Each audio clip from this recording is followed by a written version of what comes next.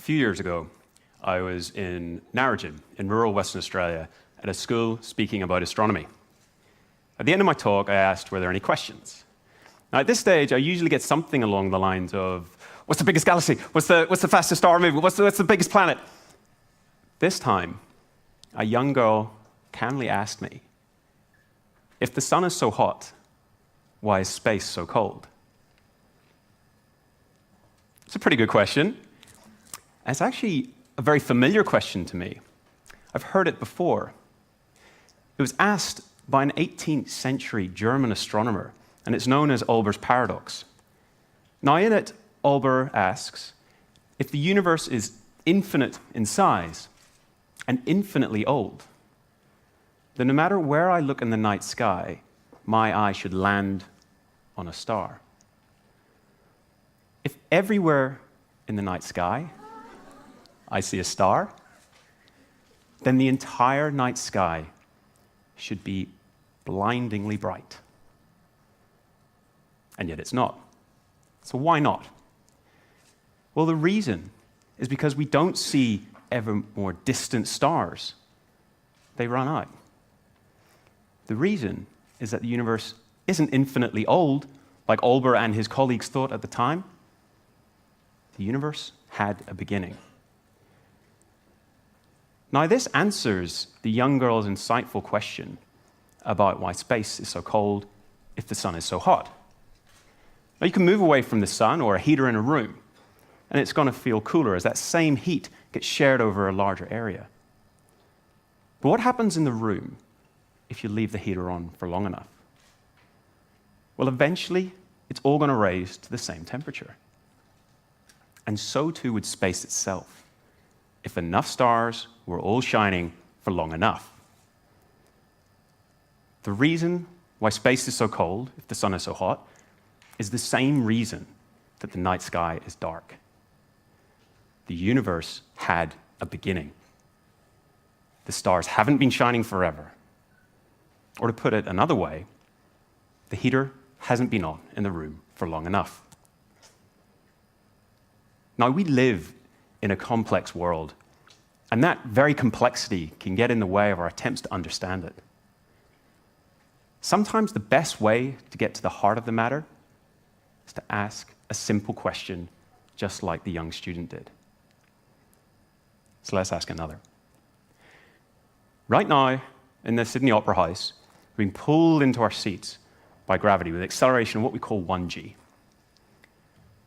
What if I were to tell you, though, that a mad scientist, maybe wearing a bow tie or not, had actually strapped rockets to the Opera House and had stolen it? In fact, we were in space, blasting off, pushed into our seats by the acceleration of those rockets, just like you see happen to astronauts on launch. The simple question is, without going to the window to check, can anyone tell the difference? Are we sitting on Earth, feeling gravity, or have I stolen us and we're flying through space, feeling the acceleration from the rockets? The answer is no. There's no difference. There is no way to tell. Now, that might not sound like much, but it was that simple question and that insight that led Albert Einstein to formulate the general theory of relativity. Now, what else happens aboard this Starship Opera House? I'm at the top. At the bottom, near the rockets, is, of course, who else but Albert Einstein? And we perform an experiment. Albert has a flashlight every second. I'm going to flash it on and off. And I'm going to just sit and measure how long it takes those flashes to arrive. If we're just floating in space, well, I'm just going to see them arrive every second. What if we're accelerating? So now the rockets are firing, and we're traveling up. In the time it takes for the light from the flashlight, from Albert's flashlight, to reach me, I've moved up a little. So the light has had to travel a little bit further to reach me. So the light has taken a little bit longer to reach me. So now I'm going to measure a little bit longer between the flashes.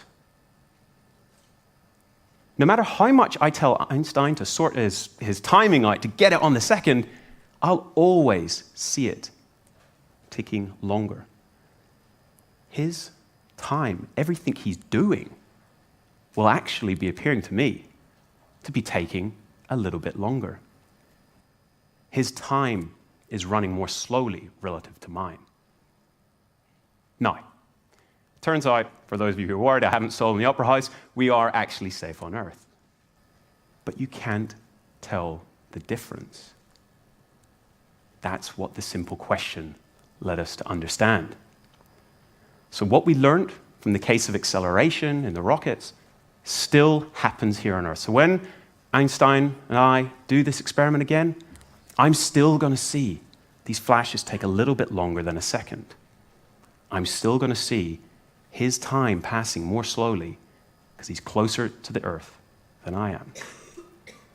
Now, that might seem ridiculous, that the closer you are to the Earth, the slower time passes. Turns out that we actually have really accurate clocks in space that show exactly this thing. They're called the Global Positioning Satellites, or GPS. Super accurate clocks, far from the Earth. They quickly get out of sync with the more slowly ticking clocks on Earth.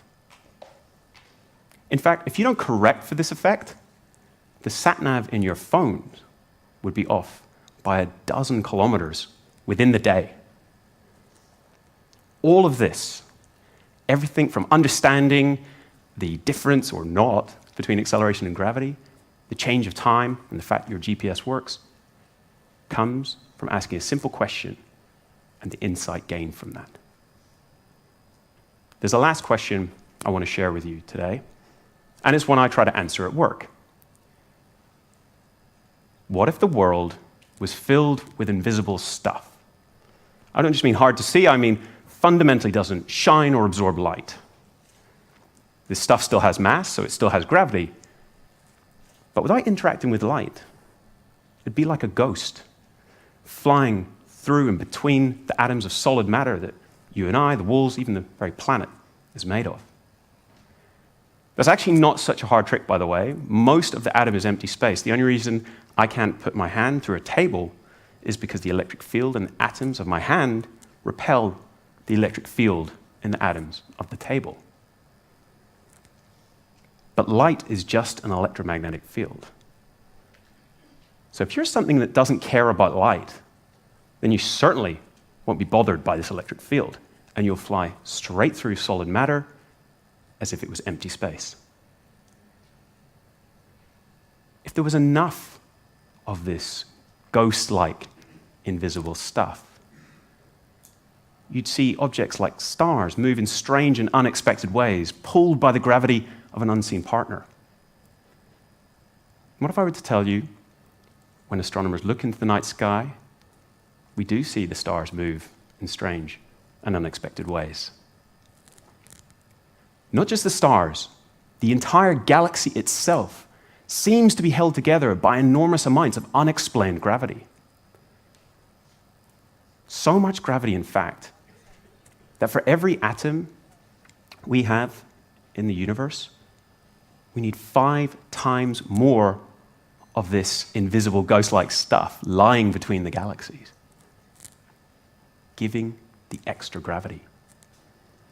So maybe we should turn the question around. What if the universe wasn't filled with invisible stuff? Well, for starters, the galaxy would fly apart. Simple questions can be powerful things. And the best of these questions offer amazing insight into the world around us. 3 simple questions today led us to realize that the universe had a beginning, that time is relative, and that the galaxy is held together by ghosts. Simple questions can be anything but simple to answer. Or, to put it simply, if you want to understand something complex, ask a simple question. Thank you.